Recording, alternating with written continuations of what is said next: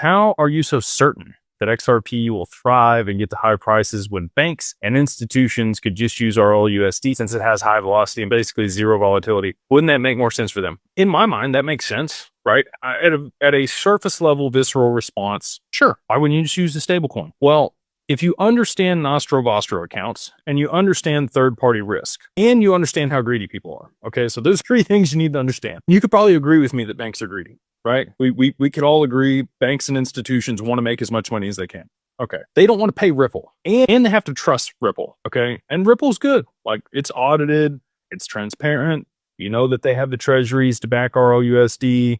It's at BNY Mellon, like it's pristine, right? Like they're doing it at the highest level. Banks and institutions are going to issue their own stablecoin. Why? Because the treasuries that they're holding are going to pay them a yield that they don't have to pass on to somebody else. And it incentivizes domestic demand for the treasuries. The US and the Fed and everybody else want this to happen, okay? So if we understand that, they don't want to pay Ripple. They don't want Ripple's third-party counterparty risk. They want to issue their own stablecoins. Now you need something to be able to swap between them. And the reason for that is you look at Nostro-Vostro accounts across the world. Okay, there's $27 trillion locked up today in Nostro-Vostro accounts. Nostro-Vostro is Latin for yours and ours, okay? If you want to settle into another country right now, let's say I'm JP Morgan and I want to settle into Belize. I've got to send money to Belize and hold it in their currency, Brazilian real or whatever they settle in there, okay? And if that currency is inflationary, I'm basically lighting that capital on fire. But I have to do that in order to be able to settle with that counterparty. I have to give them some money so that they have collateral so that if something's messed up, they can collect it, okay? With a neutral bridge currency that settles instantaneously and has a DEX built into it, I can use my stable coin,